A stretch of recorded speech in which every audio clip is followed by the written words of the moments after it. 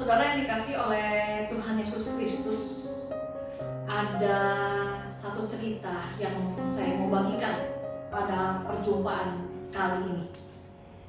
Ada seorang wartawan mendengar cerita bahwa ada seorang nenek-nenek yang sudah sekian puluh tahun, setiap hari 2 kali dia selalu berdoa.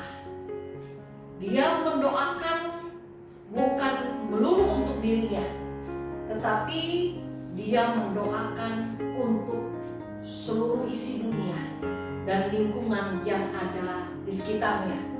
Dan istimewanya lagi, sang nenek ini secara rutin dia berdoa 2 kali sehari di sebuah tembok yang dikenal sebagai tembok ratapan. Nah, karena sang wartawan ini menjadi penasaran, ya, dia ingin sekali berjumpa dengan sang nenek yang punya kehidupan doa yang luar biasa baik sehingga menjadi viral di mana-mana. Akhirnya si wartawan ini pun berniat menjumpai si nenek ini, dan pada akhirnya berjumpalah sang wartawan ini dengan nenek yang punya kehidupan berdoa yang luar biasa. Nah, setelah berjumpa, wartawan ini memperkenalkan dirinya kepada sang nenek itu. Lalu dia bertanya, wartawan ini bertanya kepada sang nenek, "Sudah berapa lama, Nek, nenek berdoa di depan tembok ratapan sehari 2 kali?" "Oh, nenek sudah berdoa selama 60 tahun, Cuk. Setiap pagi dan menjelang sore, nenek pasti datang ke tembok ratapan dan berdoa di sana untuk seluruh dunia ini, untuk apa yang ada di sekitar nenek." Lalu sang wartawan kembali bertanya, "Apa yang nenek doakan?" "Oh, nenek berdoa supaya seluruh isi dunia ini rukun satu dengan yang lain. Nenek berdoa supaya semua anak-anak bisa bertumbuh kembang dengan sehat di tengah-tengah masyarakat yang bersahabat." Lalu sang wartawan bertanya kembali, "Kalau nenek sudah berdoa 60 tahun, saya mau tanya, Nek, bagaimana hasilnya?" Lalu si nenek itu mengatakan, "Oh, saya tidak tahu. Yang penting pokoknya saya menghadap tembok dan saya berdoa. Kalau soal hasilnya, saya tidak tahu." Saudara yang dikasih oleh Tuhan, dari cerita tadi kita bisa menarik satu kesimpulan, bahwa melalui cerita tadi sebenarnya kita diingatkan bahwa kadang-kadang saudara dan saya seperti sang nenek ketika kita memanjatkan doa-doa kita kepada Allah, yaitu seringkali kita menjadikan doa sebagai satu kesempatan untuk kita melepaskan apa yang menjadi tanggung jawab kita dan kita meminta Allah yang melakukannya. Kadang-kadang saya dan saudara melakukan doa, yaitu menyerahkan daftar-daftar keinginan dan permohonan kita kepada Allah, dan kita meminta Allah untuk mengabulkannya. Kadang saya juga berdoa dengan maksud, dengan tujuan memaksakan apa yang menjadi kehendak saya kepada Allah. Bahkan kadang-kadang saya dan juga mungkin saudara, ketika kita berdoa sekedar melaporkan kepada Allah tentang bagaimana keadaan kita, tentang bagaimana kondisi kita dan apa yang kita butuhkan. Saudara, pada saat ini kita diingatkan kembali melalui firman Allah pada saat ini, melalui Matius pasalnya yang ke-26, ayatnya yang ke-36 sampai dengan ayatnya yang ke-39. "Maka sampailah Yesus bersama-sama murid-muridnya ke suatu tempat yang bernama Getsemani. Lalu ia berkata kepada murid-muridnya, 'Duduklah di sini, sementara aku pergi ke sana untuk berdoa.' Dan ia membawa Petrus dan kedua anak Zebedeus sertanya. Maka mulailah ia merasa sedih dan gentar. Lalu katanya kepada mereka, 'Hatiku sangat sedih, seperti mau mati lagi rasanya. Tinggallah di sini dan berjaga-jagalah dengan aku. Maka ia maju sedikit, lalu sujud dan berdoa, katanya, ya Bapakku, jikalau sekiranya mungkin, biarlah cawan ini lalu daripadaku. Tetapi janganlah seperti yang ku kehendaki, melainkan seperti yang Engkau kehendaki. Saudara, pada saat ini saya dan saudara kita belajar kembali bersama dari Tuhan Yesus, yaitu melalui apa yang Yesus lakukan ketika dia berdoa di Taman Getsemani.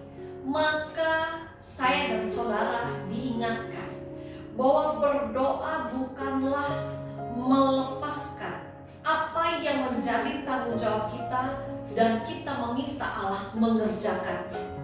Berdoa bukanlah hanya sekedar kita melipat tangan dan menutup mata tanpa berbuat apa-apa yang menjadi bagian kita. Berdoa bukanlah memaksakan apa yang menjadi kemauan kita kepada Allah. Berdoa bukanlah sekedar melaporkan bagaimana kondisi kita dan apa yang kita mau daripada Allah. Tetapi saudara, dari peristiwa ketika Yesus berdoa di Taman Getsemani, saya dan saudara kembali diingatkan oleh kebaikan Tuhan sendiri bahwa berdoa berarti mau belajar bersikap taat pada apa yang menjadi kehendak Allah dan membiarkan kehendak Allah yang terjadi dalam kehidupan kita. Dan berdoa artinya bukan memaksakan kehendak kita kepada Allah. Saudaraku, pada saat ini dalam bacaan kita pada saat ini kita diingatkan kembali ketika Yesus di dalam doanya di Taman Getsemani, Yesus mengatakan dalam doanya, ya Bapakku, jikalau sekiranya mungkin, biarlah cawan ini lalu daripadaku, tetapi janganlah seperti yang kukehendaki, melainkan seperti yang Engkau kehendaki. Kalau kita baca secara lengkap, maka kita bisa melihat 2 kali Yesus mengatakan hal itu kepada Bapaknya. Artinya saudara, pada saat ini ketika saudara dan saya menaikkan doa kita kepada Allah, pada saat ini kita belajar dari Tuhan Yesus bahwa dengan berdoa, ketika kita berdoa, artinya kita tidak boleh melupakan apa yang harus kita lakukan, apa yang memang menjadi tanggung jawab kita, apa yang memang menjadi bagian kita. Saudara, pada saat ini kita diingatkan kembali bahwa ketika kita berdoa, ayo kita belajar kembali dari Tuhan kita Yesus Kristus. Kita berdoa artinya kita tetap mau melakukan tanggung jawab kita, dan kita berdoa kita mau menyerahkan hasil akhirnya kepada Allah. Ada sesuatu yang indah dalam perikop pada saat ini. Setelah Yesus berdoa dan menyerahkan, segala sesuatu terjadi sesuai dengan apa yang menjadi kehendak Sang Bapa. Maka pada akhirnya kita bisa melihat di sana Yesus dimampukan untuk mengalami kuasa doa yang besar, yaitu dia mendapatkan kekuatan, kemampuan untuk menghadapi penderitaan yang harus ia alami. Saudara, doa besar kuasanya. Kalau saya dan saudara berdoa secara benar, berdoa besar kuasanya. Kalau di dalam doa kita mau tetap melakukan tanggung jawab kita dan kita mau menyerahkan hasil akhirnya kepada Allah. Saudara kekasih Tuhan, bagaimana dengan kehidupan doa kita masing-masing?